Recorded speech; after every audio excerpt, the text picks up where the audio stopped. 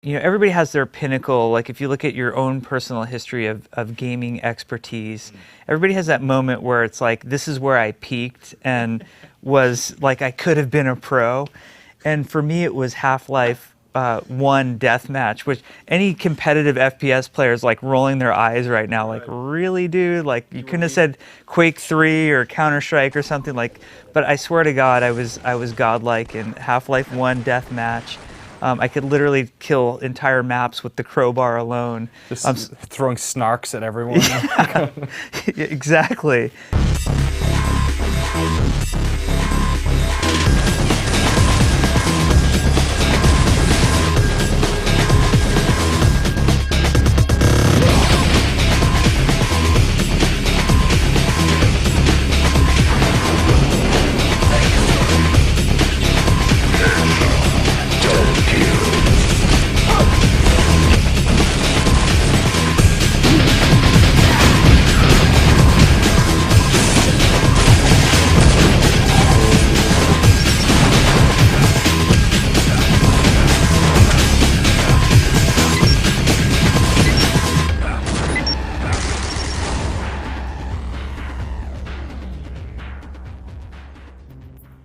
The word MOBA is a filthy word in the world of video games. It's like mustard, you're either in or you're out. And it was a word that was thrown around quite a lot when Overwatch first hit the gaming consciousness back in 2014. And with so many MOBA-like shooters hitting the news at the same time, it was no wonder. But the truth is, Overwatch isn't a MOBA. In fact, when you get right down and play it, it's a game that almost feels like a best-of collection of some of the shooters many of us grew up playing. In fact, when talking to the team about how the game was crafted, it's amazing just how many games were used as inspiration. But personally, my first question when I first heard about Overwatch was, what the hell are Blizzard doing making an online shooter? What does a studio known for making games about wizards and goblins and flying lion birds know about online shooters? Well, as it turns out, quite a lot. There was a mod for Quake 2 called Action Quake, and some of the guys who worked on Action Quake went on to work on Counter-Strike. There was a split. It was Action Half-Life and Counter-Strike were what was going to become of the Action Quake community, and Action Quake was one of the greatest mods of all time. So I was following those guys from the get-go, and I was around in Counter-Strike back in the day when you could cycle weapons back to your spawn. So if your team was winning, you would kill most of the enemy team, and let's say there was one terrorist left. You didn't kill him, you took all the weapons on the map and you just cycled them all the way back to your spawn. Then you ran, you killed the guy, and now all the good weapons were waiting at your spawn. So I was around in pretty early days of those things. Half-Life 1 shipped with the map editor on the disc, and ironically the name of the map editor was Worldcraft, just to add confusion to it all. But it was an amazing program, and there was a really thriving modding community and mapping community going on. And that's where I was really learning. I had previously made maps for games like Duke Nukem, which had also shipped with the map editor on the disc. But it was really in Half-Life that I really got a feel for what it takes to make a map and have it run well and have other people play test it, and it was super exciting. I made a couple maps for that. Before Jeff Goodman, who's our designer working on Overwatch, he and I were actually in a Team Fortress clan. We didn't even know each other. Like, I was working at Blizzard, and he wasn't sure where he was, and then he got a tech support job at Blizzard, and sort of he came up through the ranks, and then we're both here, and sort of this weird whoa, that's just a bit of weird synergistic stuff. It's like, how did all this happen? But yeah, but now we're making this really awesome shooter, and we can't be happier. What was it like jumping into the first-person space? I don't know. At some level, I want to say, terrifying. No safety net. Like, what could you guys possibly be thinking when there's so many shops in the industry that do this, that are world-class experts at this content? But I believe, Jeff Kaplan had an instinct of the product he wanted to make and how it would feel. I mean, I think a lot of us were FPS fans for our whole lives, and so there's always been this kind of dream to work on an FPS. The FPS, unlike a lot of other genres, the FPS is very explored. There's such a diversity in what people do with FPSs, and there's also a mastery in the genre. There are a lot of, there's some genres that you look at and you see as fertile ground where there are cool ideas, but nobody's ever done the great game in the genre. Whereas with FPS, there are many great games. There are many all-time, you want to put them on the wall, Hall of Fame type of games. I have behind my desk over there, I actually have the boxes for Doom 1 and Doom 2, like just sitting there in honor of like sort of the greatness. So it's a daunting genre to step into.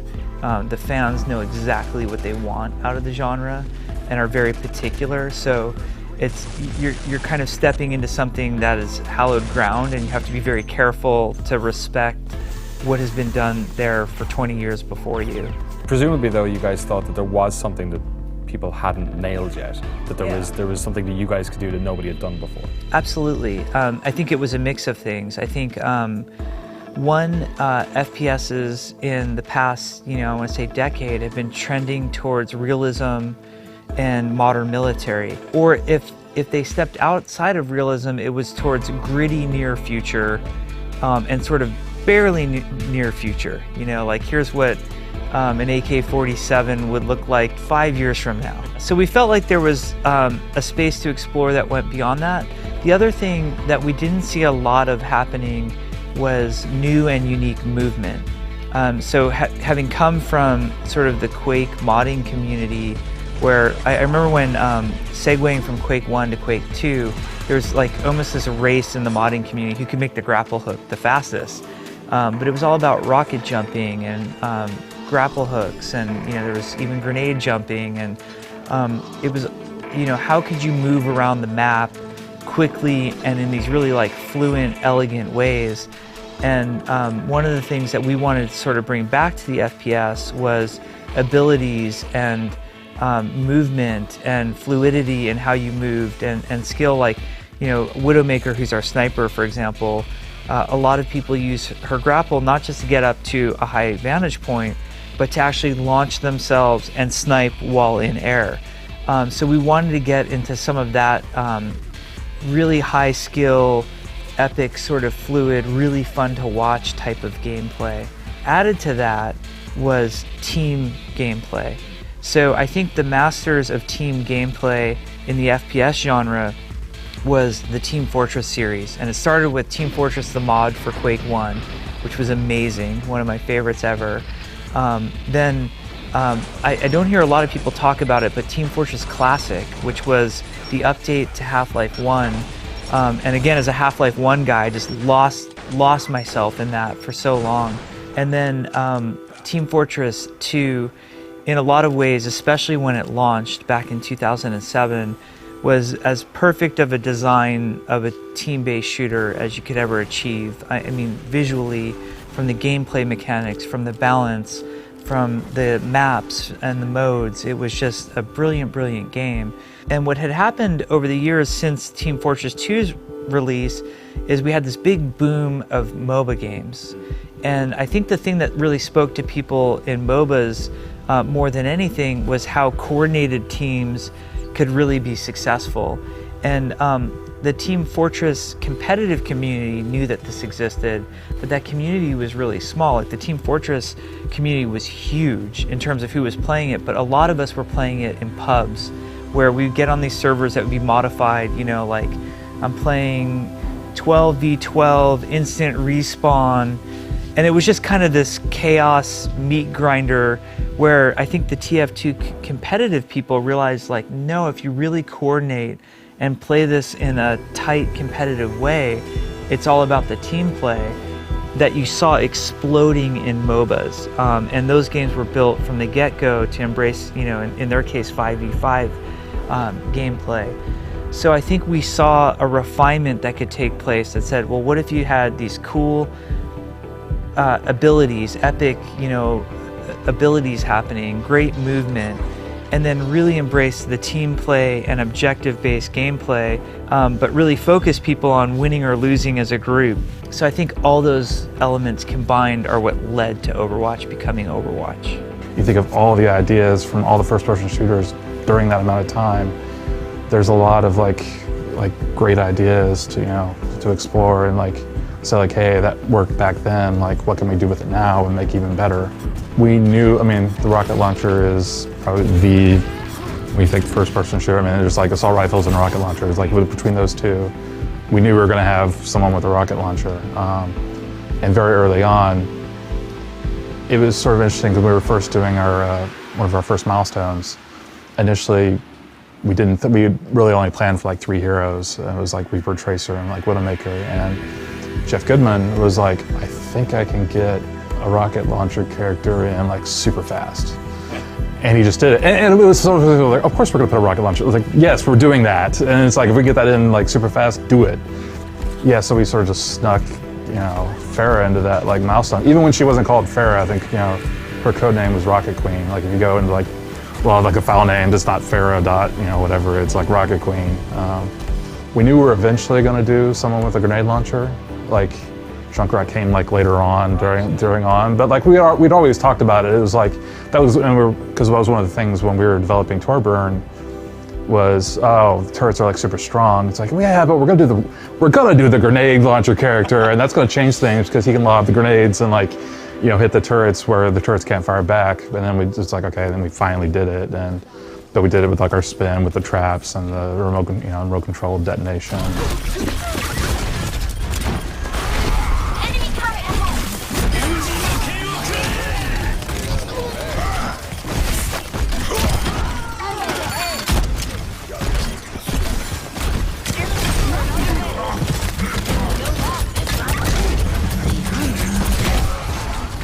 There's a lot to talk about when it comes to hero design, especially how many of them reference classic shooters of old and some not so old. But we'll dive into that properly in the 3rd video in this series. Right now I wanted to quiz Jeff about the many ways in which Overwatch is entirely similar to many online shooters. I wanted to ask him about its game modes, its map design, and how exactly you breathe new life onto such well-trodden ground.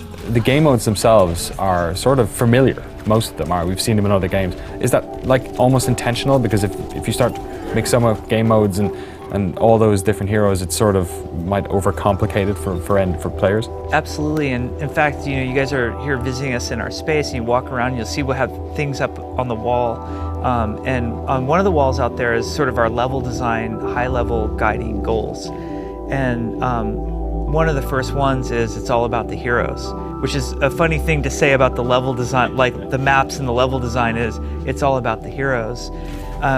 Every game mode that we ever do, we want to make sure that we don't shift the focus of the players. There's a lot going on when you're playing Overwatch. It's a very fast-paced game. Things are coming at you very quickly, and you need an immediate read on what's going on in the battlefield. Also, there are roles and sort of strengths and weaknesses to all the characters. If we try to over-engineer a game mode too much, you're going to suddenly lose focus on what the core of the game is. And the core of the game should be, you know, hey, Steven over there is playing Farah right now. Maybe I should switch to 76 or McCree because I think I'm really good at countering Farah with 76 or McCree.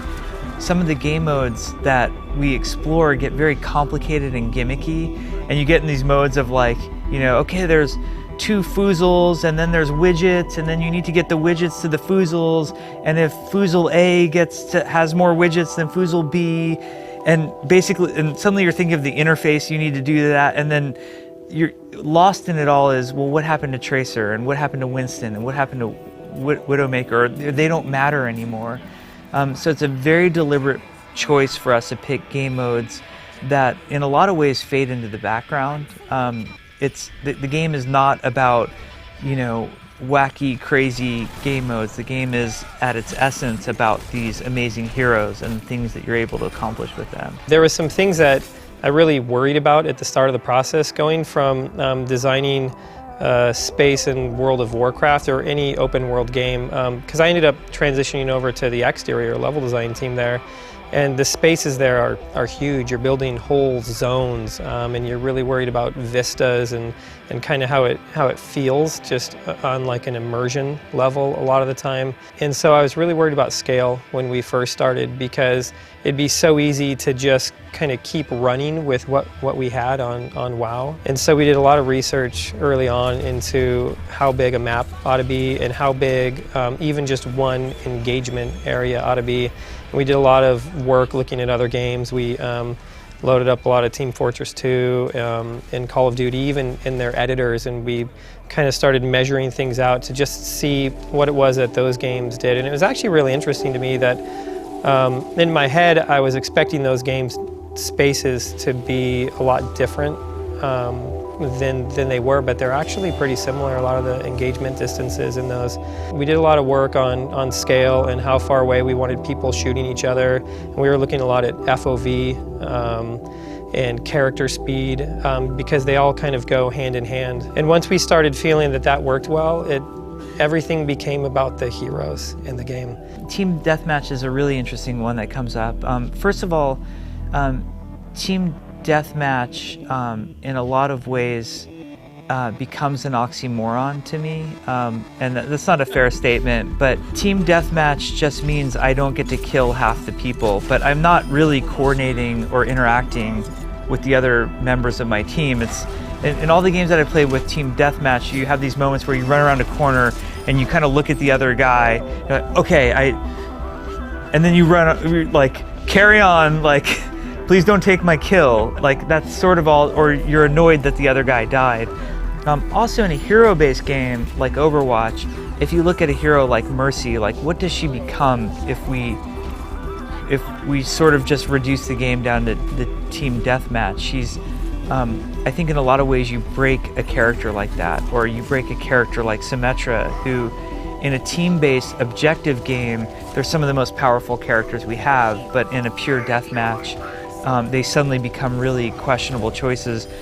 We do not design our characters to be this perfectly balanced 1v1 rock, paper, scissors, like every hero can beat every other hero in a 1v1 situation. They're absolutely not balanced and tuned that way. So it would sort of be a disservice to a lot of our heroes to sort of make the focus of the game more of a team deathmatch.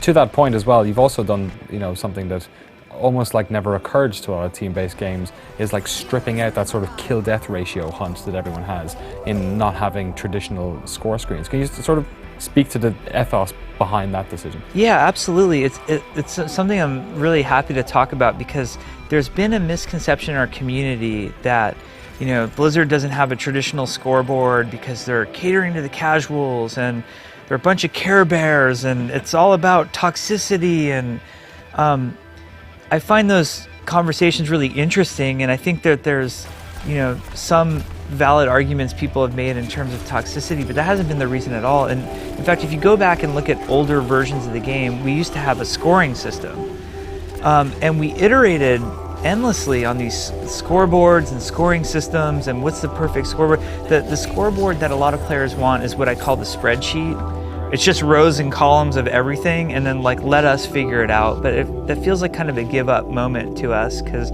we want players to be able to look at the scoreboard and go, I know who's performing really well and I know who's not.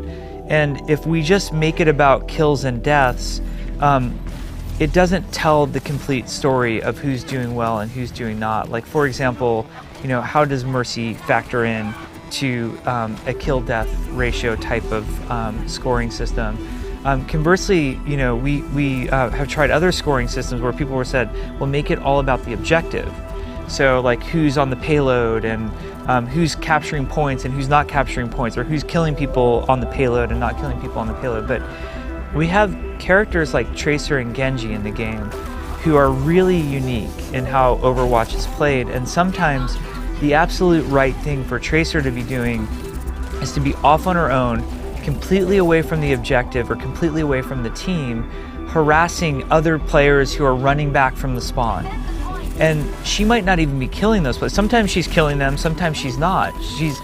She's a distracting, ambushing skirmisher, and that doesn't really fit in necessarily with objective time. Sometimes it's about kills with Tracer, but sometimes it's not. You can be the absolute MVP of the match when you're doing some of those things, and there's no way to really score it accurately. So we basically stopped displaying any form of scores, kills, deaths, because it really wasn't telling the story of who was doing their job properly to win or lose as a team. And really what it's all about is, did you win or lose as a team? And none of that other stuff really matters at the end of the day. And we always want your team of 6 to be working together to accomplish an objective together. And whether that's a stated objective in the game, such as escort this payload or capture this control point, or it's some of our softer objectives, which is just break through this choke point. We quickly started developing a series of things that we'd use in the map to bring a whole team together, whether it was on offense or defense, to kind of break through and accomplish what they needed to.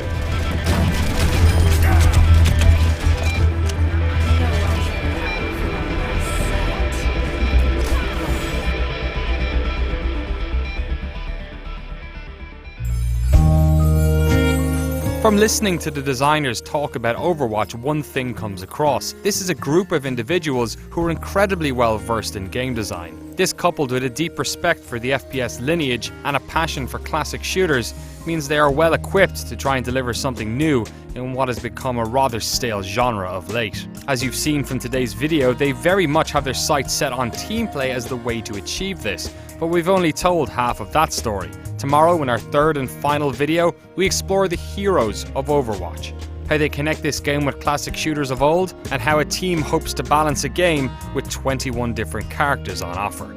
See you then. Actually, last question. Yeah. Who's the hero that has caused you the most hassle as a map designer? Oh my gosh, it's Pharah and Widowmaker. They can just get anywhere in a map, and it's always one of the two of them you see on the forums, just I got over here, and so we spend a lot of time fixing bugs associated with either of those. Guess who my 2 favorite characters are? Pharah and Widowmaker? Yeah, thanks a lot.